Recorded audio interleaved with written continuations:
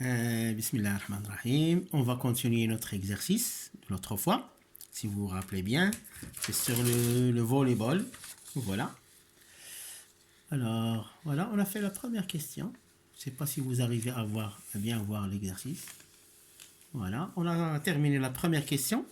En appliquant la deuxième loi de Newton, trouver l'expression de la composante horizontale Vx et de la composante verticale Vy en fonction du temps. Voilà.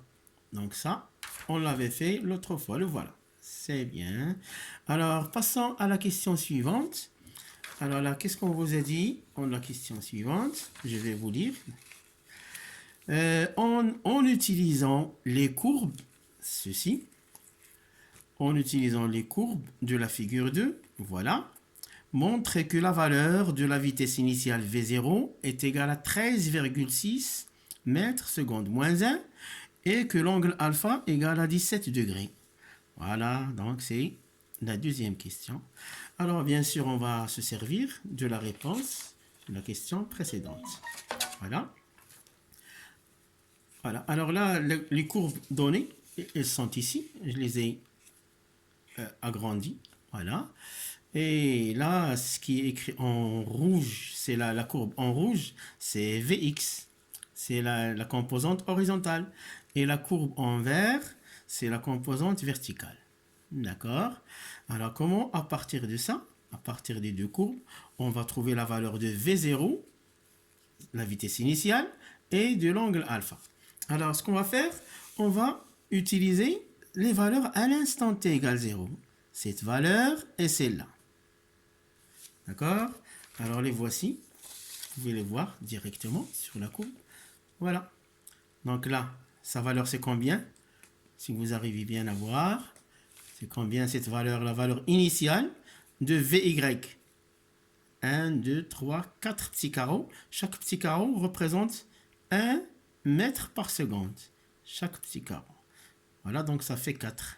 Et là, ça fait combien? Je vais compter. 5, 6, 7, 8, 9, 10, 11, 12, 13. Voilà, je les ai écrits là. Donc là, c'est 4. Cette valeur, c'est 4. Si vous arrivez à le voir, c'est 4. Celle-là, c'est 13. Or, celle-ci, ça représente quoi? La valeur de la vitesse initiale à l'instant 0. C'est-à-dire, nous avons V0Y qui est égal à V0 sinus alpha est égal, d'après les courbes ici, est égal à combien? 4. Voilà. Donc ça fait 4 mètres par seconde. Ça c'est Vy. On le voit bien, il est bien en accord avec l'expression. Voilà, c'est une fonction. Il n'est pas constante. L'autre, il est constante. C'est pourquoi il est à cette forme-là, parallèle à l'axe des x. Parce qu'elle est constante. Alors que celle-là, elle est décroissante, étant donné que le coefficient directeur est négatif. Donc, elle est décroissante. Voilà, le coefficient directeur, c'est moins g. Voilà, et là, c'est V0 sin alpha, c'est la valeur initiale, celle-là. Donc, V0 sinus alpha est égal à 4 mètres par seconde. Voyons maintenant V0x. Alors là, il est constante. D'ailleurs, il est constante. Il ne change pas, donc V0x, qui n'est rien d'autre que V0 cosinus alpha, c'est égal à combien? On a dit, voilà, il est écrit là, c'est 13 mètres par seconde. Alors, à partir de ces deux-là, donc ça, c'est la question numéro 2. Voilà. C'est la réponse à la question numéro 2. À partir de ces deux données ici, comment peut-on trouver? C'est comme un système d'équations avec deux inconnus qui sont V0 et alpha. Ce sont les deux inconnus. Alors, comment faire pour trouver V0 et alpha à partir d'ici? Alors là, c'est bon, on peut marquer ça, c'est le numéro 3 si vous voulez. Bon, 1 et 2 au cours de l'exercice, 1 et 2, voilà. Alors, je vais mettre 1 sur 2. L'équation 1 sur l'équation 2, qu'est-ce que ça va me donner? Bon, 1 sur 2. Qu'est-ce que ça donne? V0 sinus alpha. Voilà, V0 sinus alpha sur V0 cosinus alpha c'est égal à combien? Bon, est égal à 4 sur 13. Donc, on peut le dire directement. 4 sur 13. Donc, ça va me faire... Alors, je vais simplifier. V0 et V0. Voilà, V0, on le simplifie avec V0. Alors, qu'est-ce que ça reste? Sinus alpha sur cosinus alpha, qui est la tangente alpha, est égale à 4 sur 13. On peut le calculer directement. Voilà. Alors, 4 sur 13, 4, que divise 13. C'est égal à combien? Ça fait 4, que divise 13, égale, voilà. Donc, c'est 0,308. Donc, tangente alpha, c'est égal à 0,308. Et par conséquent, alpha égale à combien? Alors là, je vais... OK, shift tangente. Shift tangente hein, égale... Alors, on trouve 17,1 degrés. Bon, c'est bien, on est d'accord. Ah, voilà, donc alpha égale à 17,1 degrés. C'est bon. Donc, on a répondu à la question concernant l'angle alpha. D'accord? Donc, alpha, ça vaut combien? 17,1. Voilà, c'est bien ce qui est demandé là. Voilà. Qu'est-ce qu'on vous a demandé? Montrer que l'angle alpha vaut combien? Montrer que l'angle alpha vaut combien? 17 degrés. Voilà, donc c'est fait. Alors, il nous reste V0. Il faut montrer que c'est égal à 13,6. C'est donné, hein? 13,6. Donc, il faut le calculer. Alors, voilà. Donc, qu'est-ce qu'on va faire? Alors, il suffit d'utiliser l'une des équations, soit la première, soit la deuxième, étant donné qu'on connaît maintenant l'angle alpha. Donc là, V0, ça vaut combien? Oui. V0, ça vaut combien? V0, d'après ça, c'est égal à 4 sur sinus 17,1. Donc, ça vaut V0 égale. Donc, il suffit de faire un simple calcul. Voilà. 4 que divise 4 que divise sinus. Voilà. Sinus 17,1 égale. Voilà. Donc, c'est 13, 1,36, 10 puissance 1, ça fait 13,6. Donc, voilà. Donc, le V0, c'est 13,6 mètres par seconde. Donc, on a répondu à la question numéro 2. Voilà. Donc, on a trouvé la valeur de V0 et de l'angle alpha. Donc, ce qu'il faut retenir de cet exercice, on trouve très souvent ce genre de courbe. Celle qui est constante, ça représente quoi? Vx de t. Pourquoi il est constante? Parce qu'il n'y a pas le temps ici. Le terme t n'existe pas ici. Donc, le facteur temps n'existe pas ici. Donc, Vx, il est constante. Par contre, ici, on trouve le temps avec un coefficient directeur négatif. Ça veut dire que la courbe, que Vy n'est pas constante. Voilà. Mais aussi, elle est décroissante parce que le coefficient directeur, c'est moins g. Voilà, c'est bon. Donc, il faut retenir ça de cet exercice. OK. Oui, on va passer à la question suivante. La question numéro 3. Vous le voyez bien. Trouvez l'équation de la trajectoire de G dans le repère OIJ. D'accord? Alors, donc, pour cela, qu'est-ce qu'il faut faire? On revient toujours aux premières équations, si vous vous rappelez. Alors, c'est là. Vous vous rappelez? Ce qu'on a trouvé l'autre fois. V, AG, V, OM. Donc là, maintenant, on va utiliser la troisième, c'est-à-dire OM égale 1 demi GT carré, etc. Voilà, donc, on va le faire tout de suite. Donc, question numéro 3.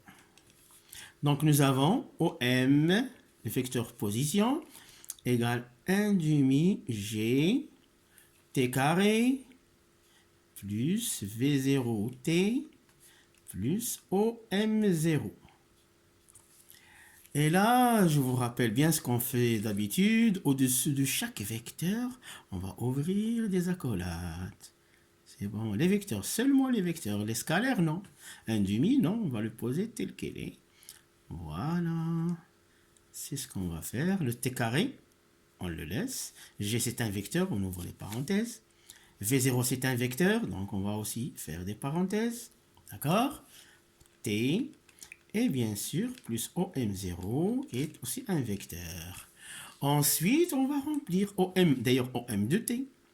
C'est lui qui change, il se déplace, le point M se déplace, donc le vecteur OM dépend de temps. C'est ce qu'on va écrire ici. Il a les coordonnées X de T, Y de T. On ne va pas mettre Z parce qu'on sait maintenant que le mouvement il est plan. Pour le G, c'est quoi? C'est 0 moins G. Voilà. V0, maintenant on le connaît bien. V0 cosinus alpha. Et V0 sinus alpha. Pour le OM0, la balle ne part pas de l'origine, mais elle part d'une hauteur h. Donc là, c'est 0h. Vous vous rappelez bien? La balle, elle est partie d'un point h. Voilà. Elle est partie d'un point h. Voilà.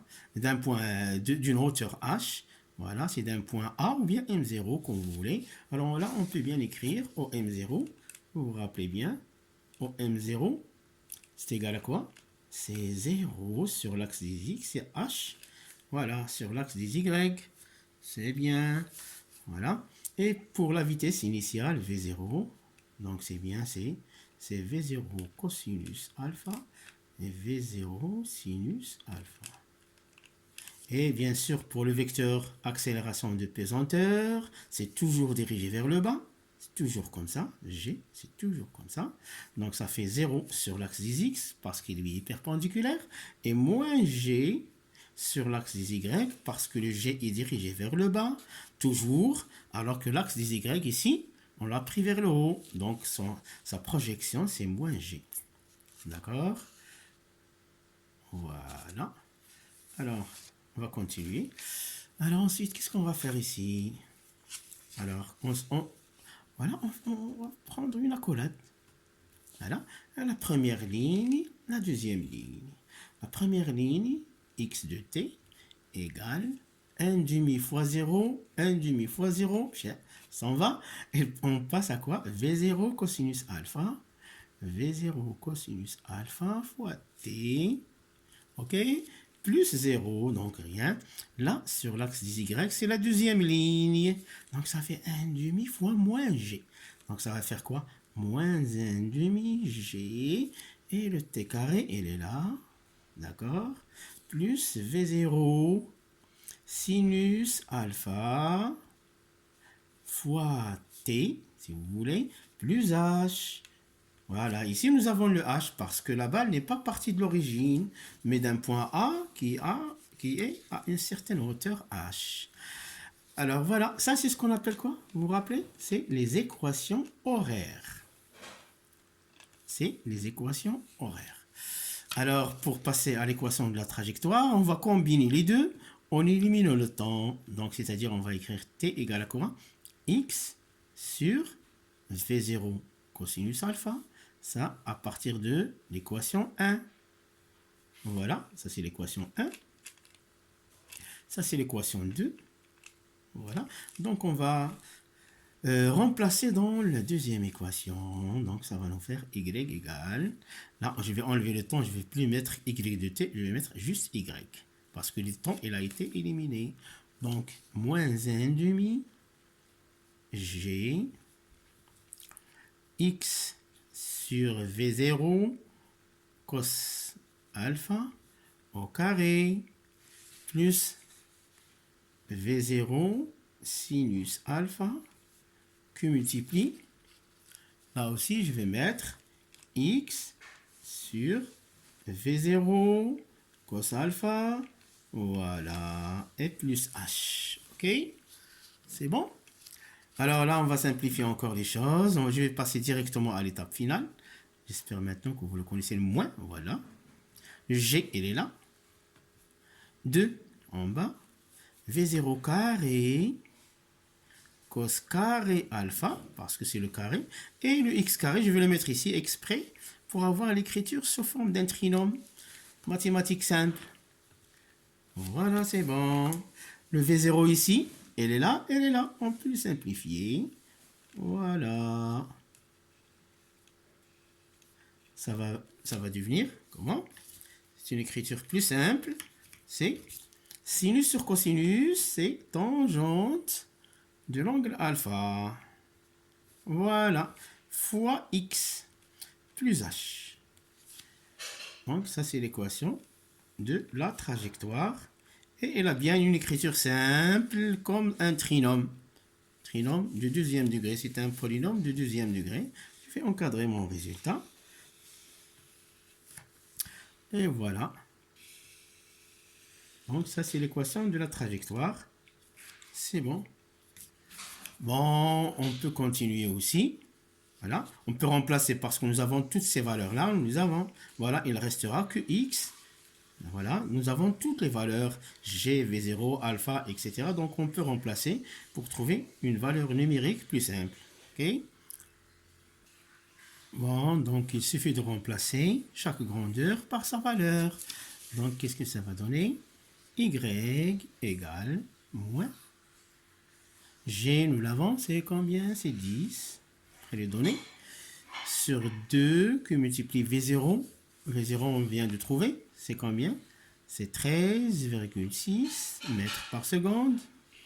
Que multiplie, donc au carré, V0 au carré, que multiplie cosinus 17 au carré, voilà, fois x carré, plus tangente 17, voilà, fois x, tangente 17 fois x, et plus h. Voilà, h, on nous a donné la valeur de h, si vous vous rappelez bien. H, elle est là. 2,6 mètres. 2,6. Donc là, voilà, donc on va l'ajouter. 2,6 mètres. Alors, il reste à faire des petits calculs. On va faire des petits calculs. Voilà, tout ça. Alors, ça va nous donner y égale, bon, vous pouvez le faire, moins 2,96. C'est ce que j'ai trouvé là. Vous pouvez vérifier. Voilà, x au carré plus tangente alpha, c'est 0,306. Donc c'est simple. 0,306 x plus 2,6. Voilà, donc c'est l'écriture finale en faisant l'application numérique. Voilà, c'est bon. Voilà, c'est terminé pour aujourd'hui. On va continuer la question. Il nous reste encore une dernière question. On va le faire la prochaine fois. Donc, notez bien. C'est l'expression qu'on a trouvée. Voilà. Donc, vous allez l'encadrer parce que ça va nous servir dans la question qui reste. Voilà, c'est bon. Donc, on va terminer ça dans la prochaine vidéo. Au revoir.